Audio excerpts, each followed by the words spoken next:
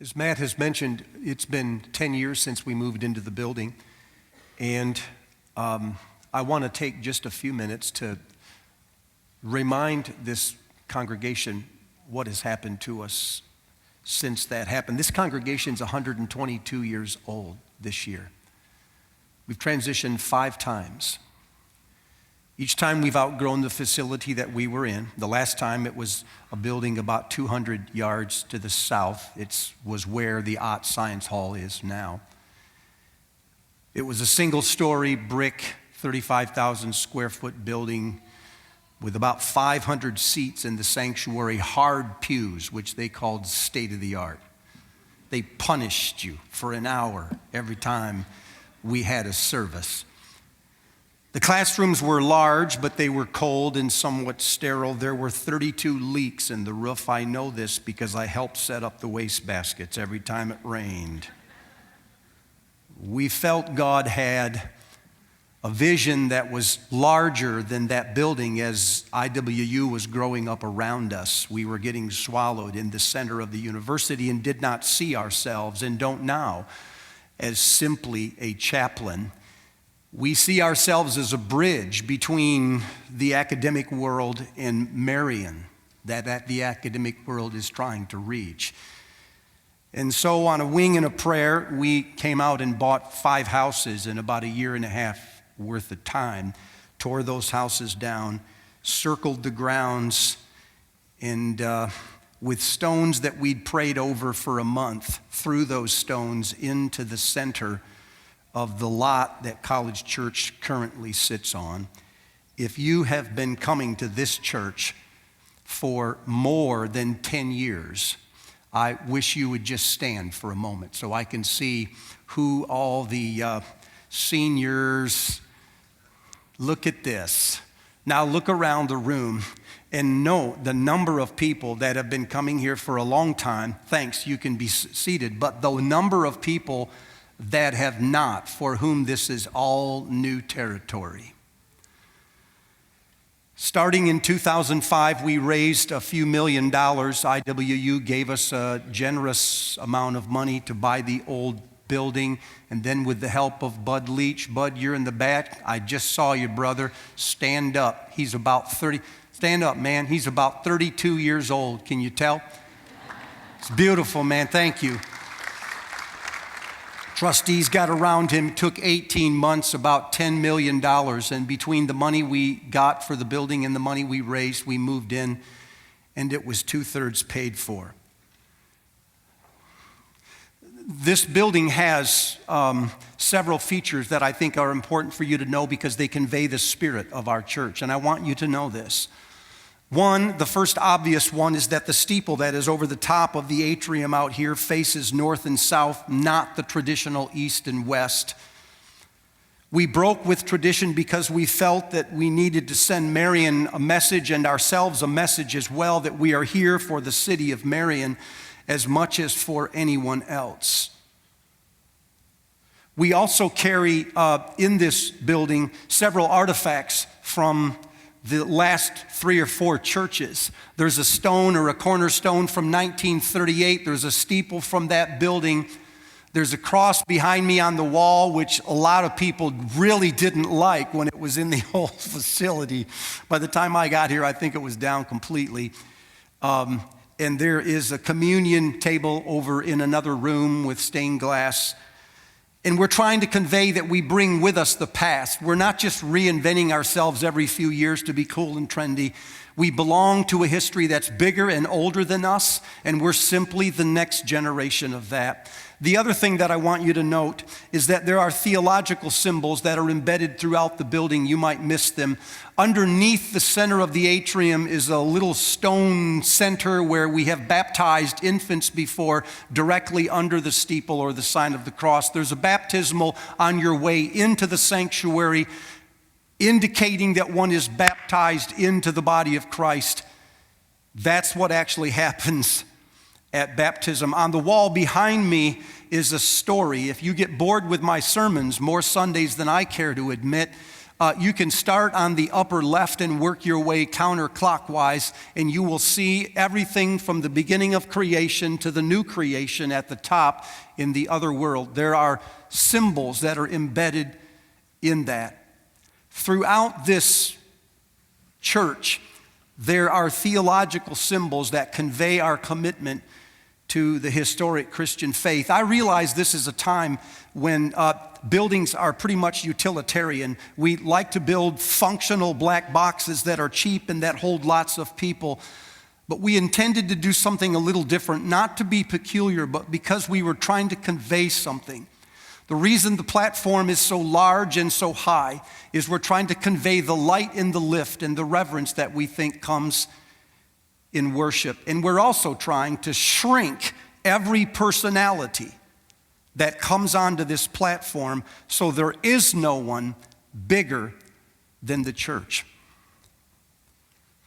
I have a friend in South Dakota who is district superintendent over several churches, about 1/3 of the U.S. actually. He has several churches in his district now with more than 1,000. He tells me he thinks College Church is a centering church. I asked what that means. He said churches today are getting large by adjusting their message, tailoring their message, and by following the trends of the culture. There's nothing wrong with this, he said, but they tend to veer from one side to the other. Now listen to what he said next. He said that's fine for some generations to do this, but we are safe only so far as there is a centering church. There has to be an anchor, or our tendency will be to drift. You are that church. I thought, why can't we just be cool?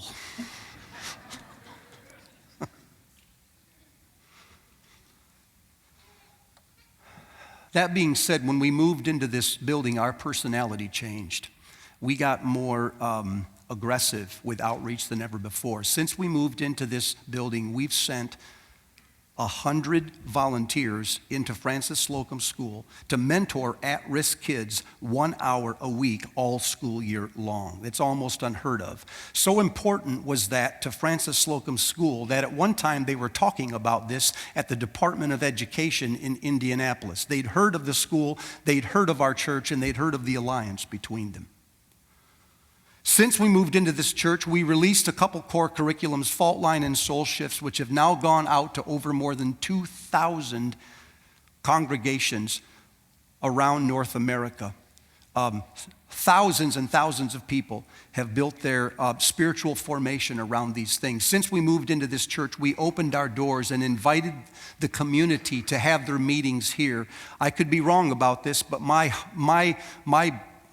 vision is that the church is a place where the community should come to solve its problems. It's not just a place to worship and isolate ourselves. It's where leaders from all different domains meet to work on community problems. So every year in this building, we host more than 700 events that we don't sponsor. That's almost 2 events a day that are not College Church sponsored events. We're not in charge. Somebody else is. Everything from the mayoral debate to a blood drive happens now inside of this building. We've hosted festivals where we trained hundreds of pastors from more than a dozen different denominations in the teachings of spiritual formation and holiness message. So our heart has shifted as well too. I've talked to you in the last couple weeks about the mission of this church and how I'm concerned we never drift from the thing we were committed to. Today, I want us to hear a word from the Lord on the message of our church.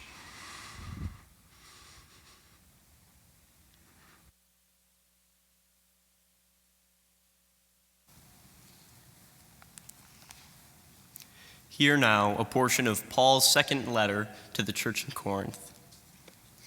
Because of Christ, we have stopped evaluating others from a human point of view. At one time, we thought of Christ merely from a human point of view. But how differently we know him now. This means that anyone who belongs to Christ has become a new person. The old life is gone, a new life has begun. And all of this is a gift from God, who brought us back to himself through Christ. And God has given us this task of reconciling people to him. For God was in Christ, reconciling the world to himself, no longer counting people's sins against them. And he gave us this wonderful message of reconciliation. So we are Christ's ambassadors. God is making his appeal through us. We speak for Christ when we plead, come back to God. As God's partners, we beg you not to accept this marvelous gift of God's kindness and then ignore it. For God says, at just the right time, I heard you. On the day of salvation, I helped you. Indeed, the right time is now. Today is the day of salvation. This is the word of the Lord. What a great passage. Okay, you guys, let me tell you what I think is the core of this thing that you just heard. It's pretty radical if you think about it. What it suggests is that our fundamental problem is that we are alienated. Our fundamental problem is that we are lost. Think about that. It's been so long since we've heard that message. And when a person is lost, when a person has no grounding, all sorts of symptoms show up in their lives. And what happens is we chase those symptoms and think if we can solve those problems, their problems will go away. But they don't until we solve the fundamental problem. And the fundamental problem with all of us, says Paul, is that we are alienated or strangers. We are foreign to the promises and to the God who made those promises. We are without hope and without God in this world. When our kids were small, we'd take them to the mall. And because they liked to practice independence, they would wander away from mother's sight or from daddy's reach. It's funny when you're a kid, you want to be free from your parents as long as you know you have parents. So they would go and hide inside the coat rack, or they'd run around the corner, they'd run down into the dressing room. So we couldn't find them, as if they were all on their own. So the only way I knew to train them was to pretend like they'd succeeded, like we'd left the mall. So when they would hide inside the coat rack, I'd disappear around the corner. And when they come out of the coat rack now looking for their parent, a look of defiance, a look of fun suddenly became a look of horror. It was delightful. I wanted them to know that while independence is a wonderful thing, it's only a wonderful thing as long as you're anchored to something that never moves. Otherwise, everything is moving all the time. I had a college student who said same thing happened to him, only his mother left.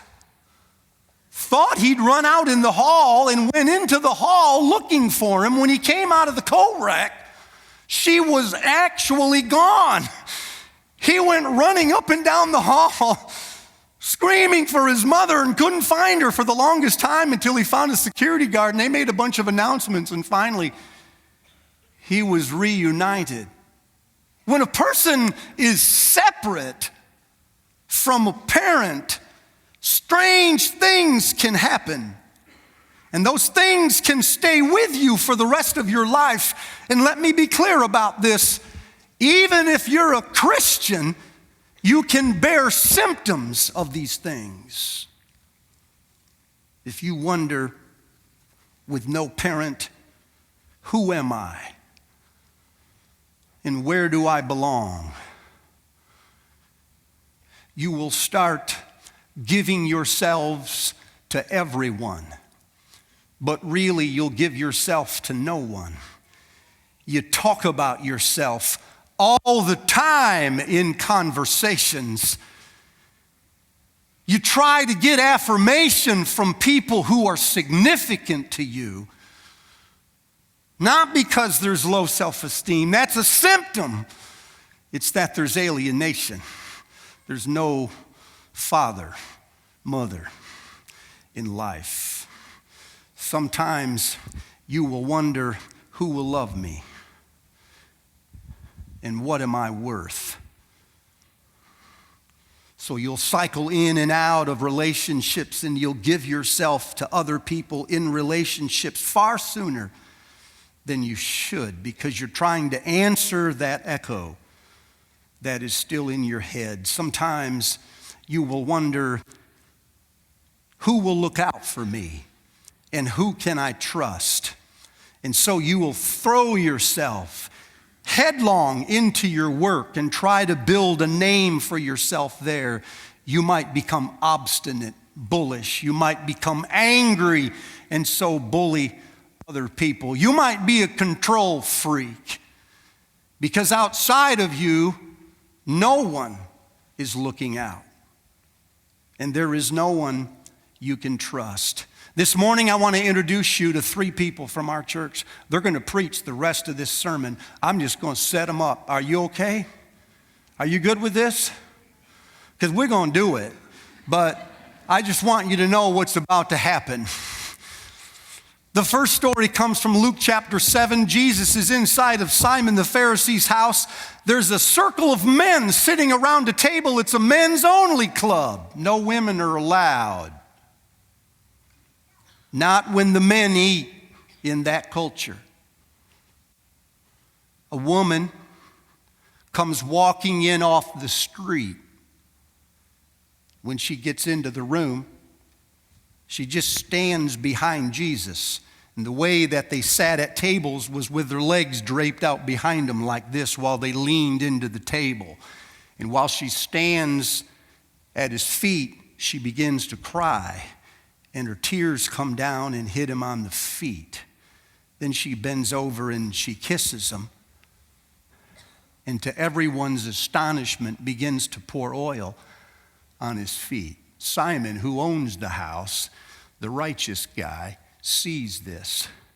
And he thinks to himself, first, what's she doing in here? Second, he thinks if that guy was everything he said he was, he'd know the kind of woman who's doing this to him. This is the words, she's a sinful woman. He ought to know that if he's everything he says he is. Jesus reads his mind, looks across the table and says, Simon, I have something to say to you. Say it, says Simon. Jesus says, when I came into this room, this is your house. You never washed my feet, and she did. You didn't kiss my head, and she did.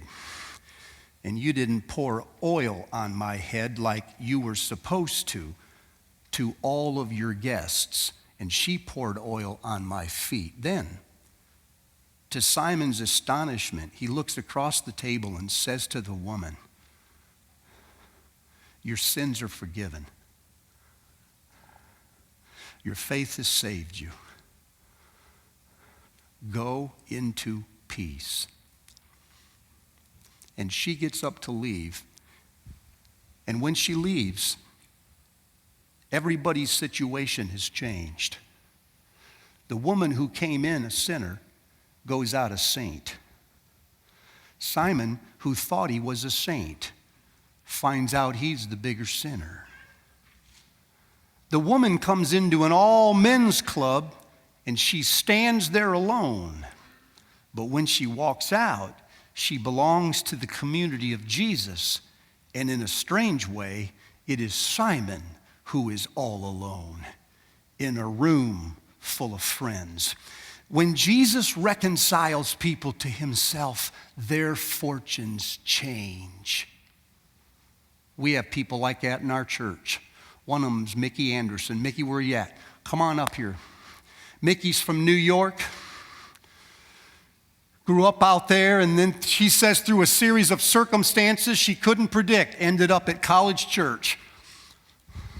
She's worked in a restaurant, Applebee's, worked on airplanes, and she has a story about how she had some of these same feelings or marks that the woman at Jesus' feet did. Mickey, tell us. You got more people. Yeah, there's more people. Okay.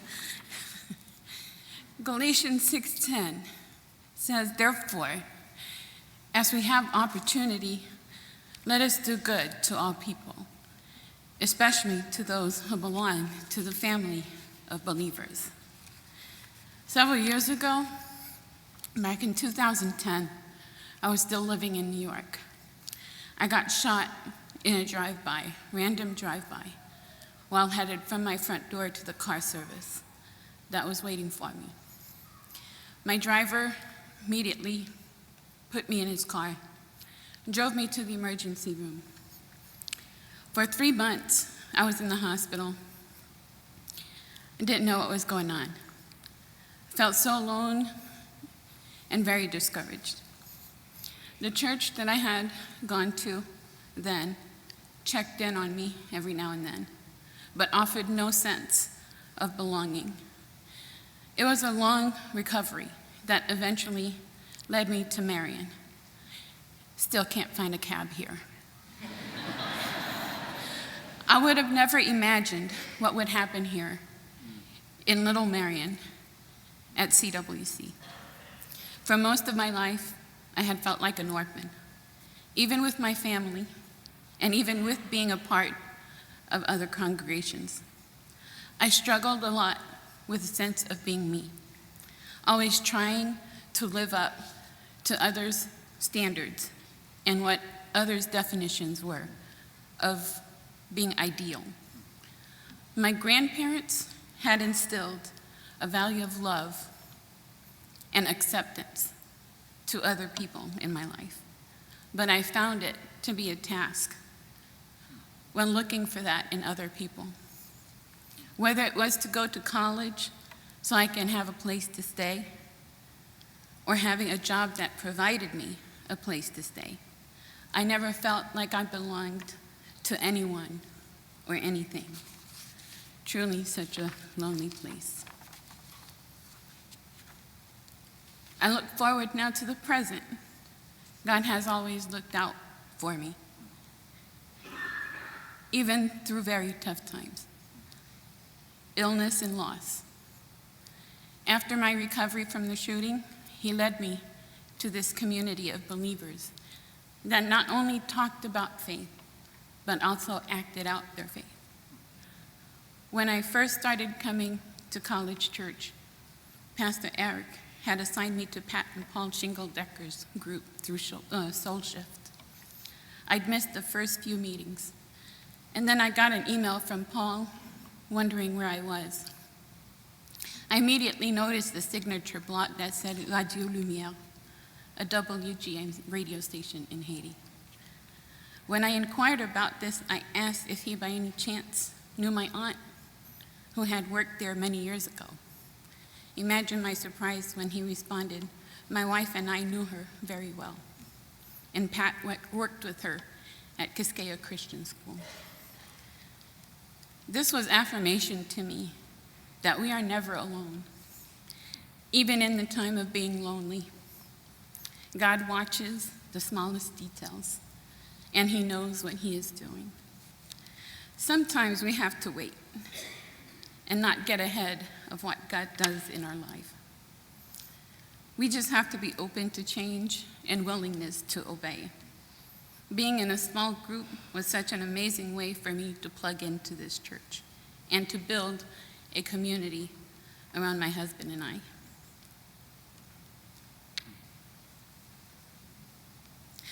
I think you'd find that as I did, it brings you closer to God, your faith, and other people.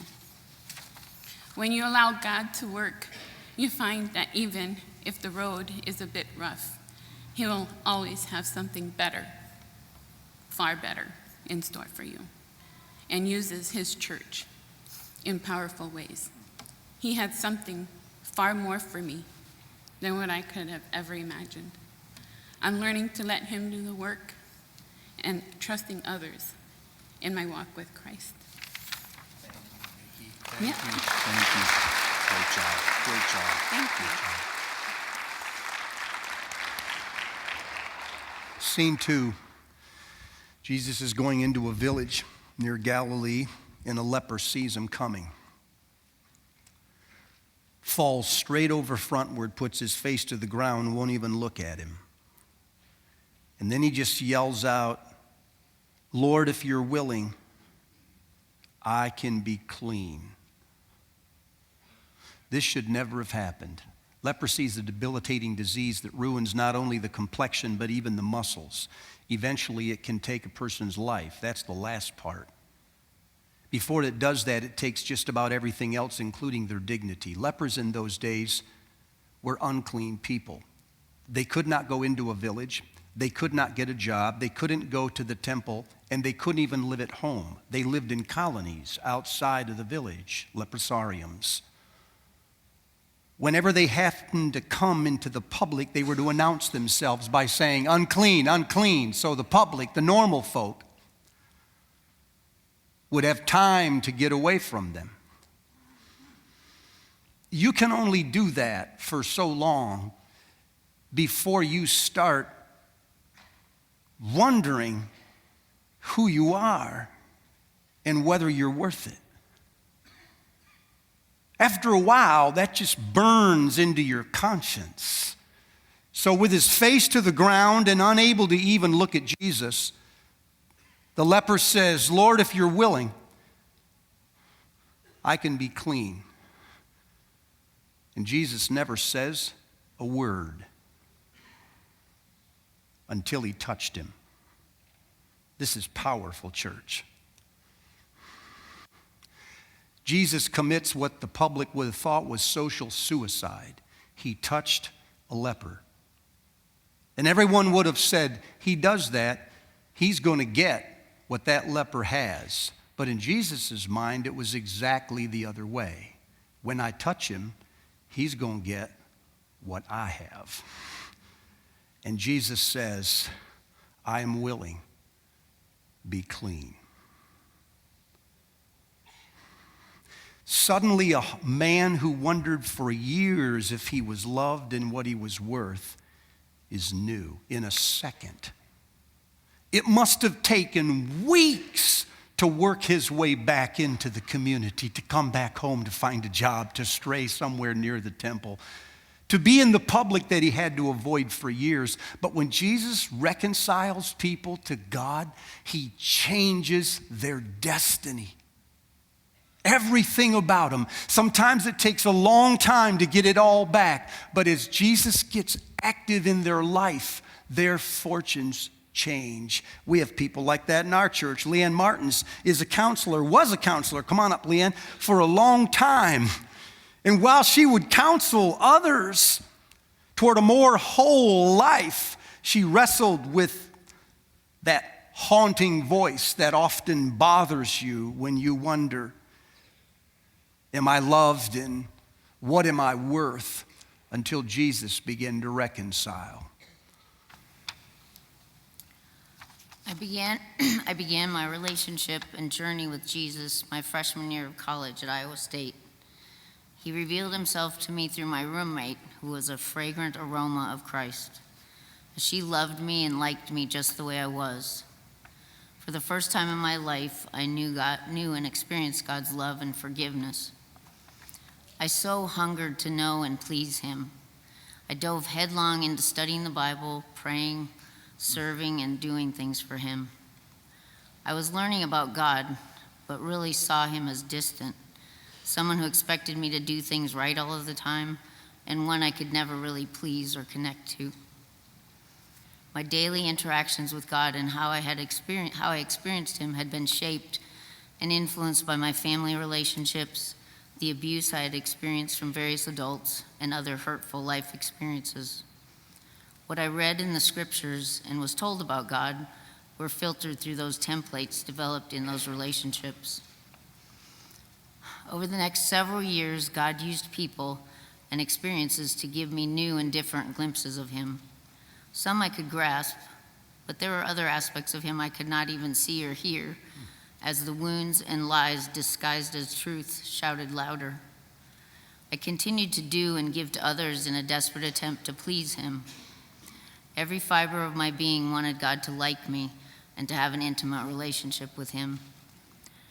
About 14 years ago, all of my attempts to make this happen brought me to a place where I had no more to give, and the wounds were quickly rising to the surface. I was terrified of the wounds, as I had no idea what they were, and I could not trust anyone to come close enough to see them. But God brought people, counselors, friends, family, my husband and kids, little children, coworkers, clients, and other wounded ones to be part of healing and redeeming my wounds. And a lot of you here have been some of those people. Through them, I have seen and continue to see who God really is, how he loves me and feels about me. Every day he initiates, invites, and reveals to me the love and intimacy he longs to have with me. If I'm honest, I don't really understand why he loves me. I keep walking on this healing journey and trying to grasp, embrace, and get to know this God who doesn't just love me, but likes and enjoys me. He's revealing to me that he's patient, kind, gentle, giving, loving, forgiving, and much more, regardless of what I do, feel, or experience. He doesn't fix everything or keep me from the pain and junk of life, but he's with me. He is continually inviting me to be a part of the lives of others in their suffering and brokenness, and to work with him as he loves, heals, and redeems their pain and brokenness. What a glorious, mysterious privilege. Wow. Yeah, thank you. Thank you.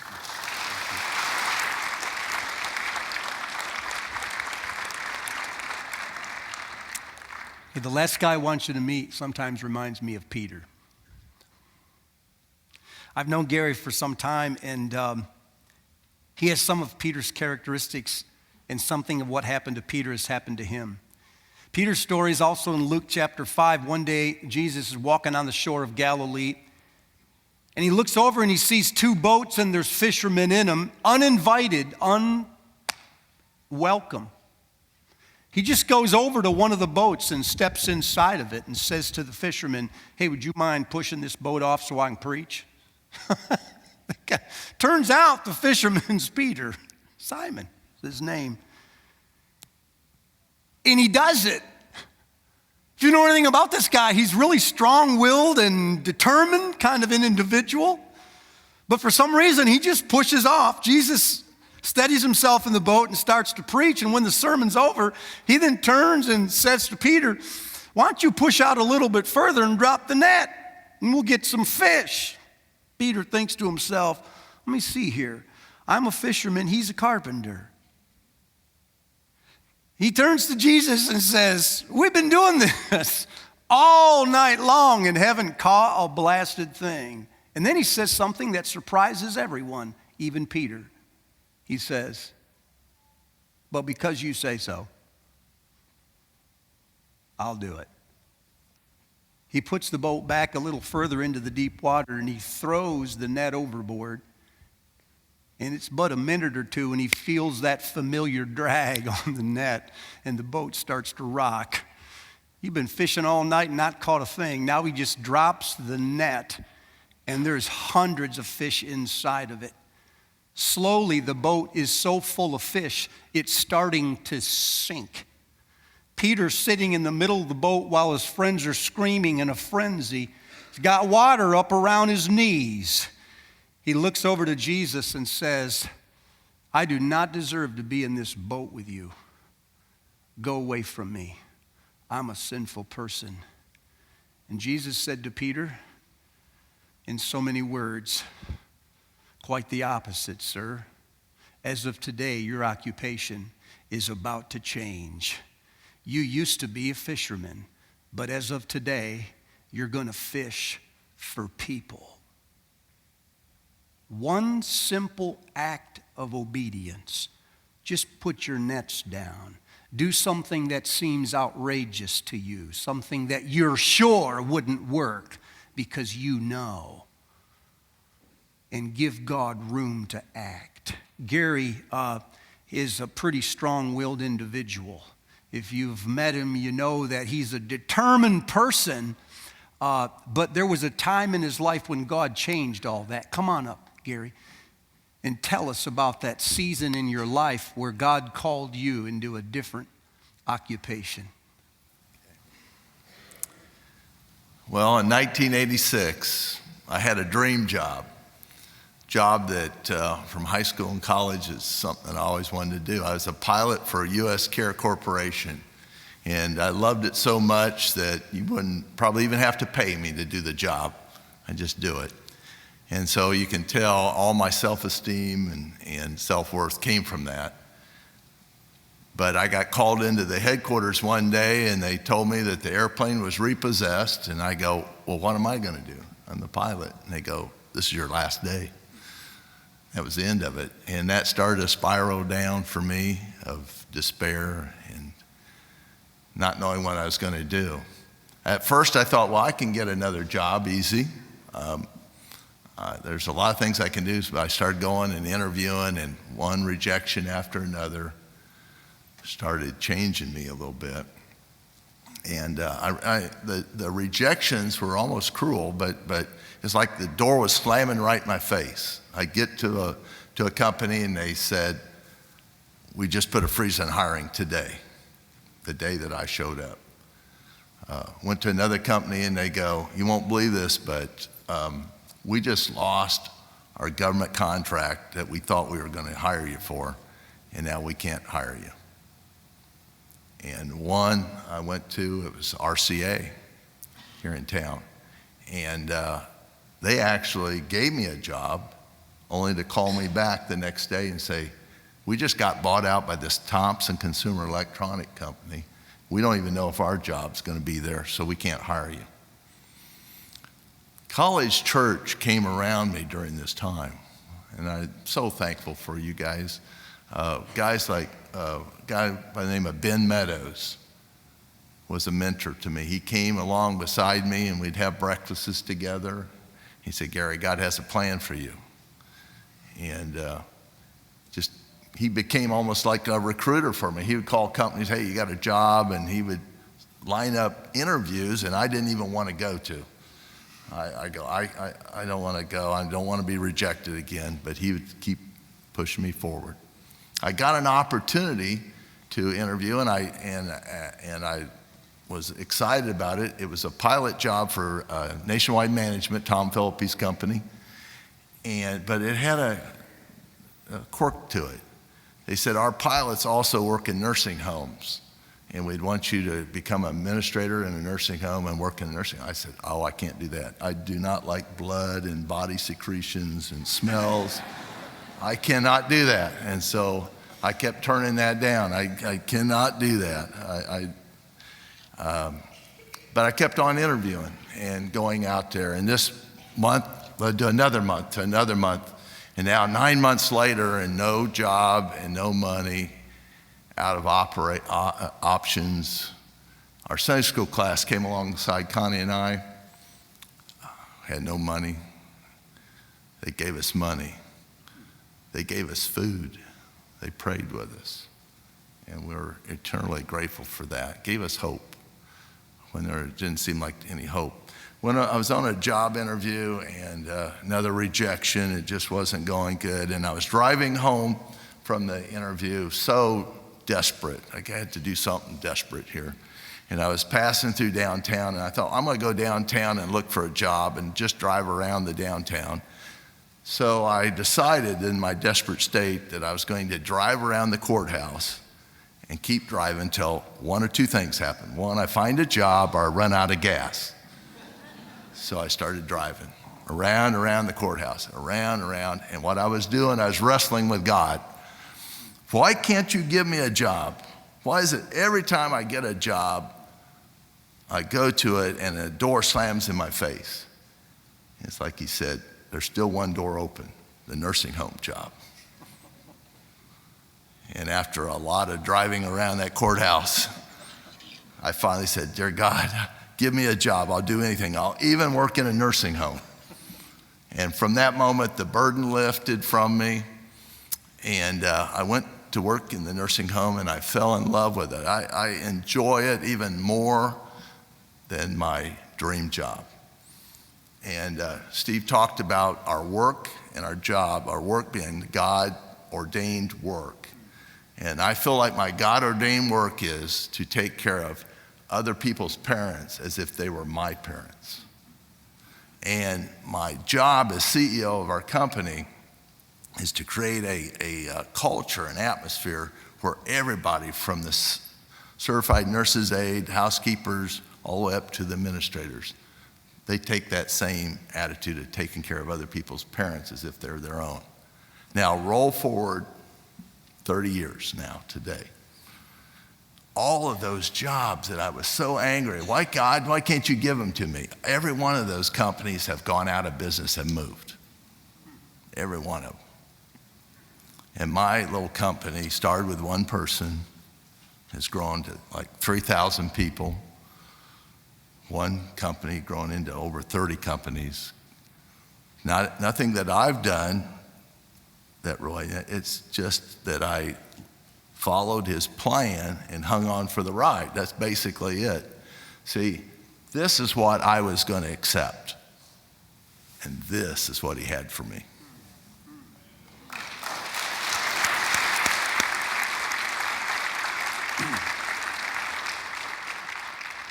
Well, here's the message for today. I think every one of us are already involved in relationships, whether at work or at home, in the dorm, in the office, the boardroom, the locker room, wherever it is. There are people all around us, and we keep looking at them through one lens. What we've learned today is that our fundamental problem is that we are separate from God, and that has 1,000 different symptoms. And until we settle that one problem, everything else will just keep moving. Can I encourage you to go out today with that in your mind? When you're in conversations with people and you're listening to them talk or you just watch them live in front of you, could you ask yourself, what does distance look like in this person's life? What are they doing or saying as a result of a deeper problem? What has God already done? And what is he doing now to bring that person back to himself? And what can I do to be part of that process?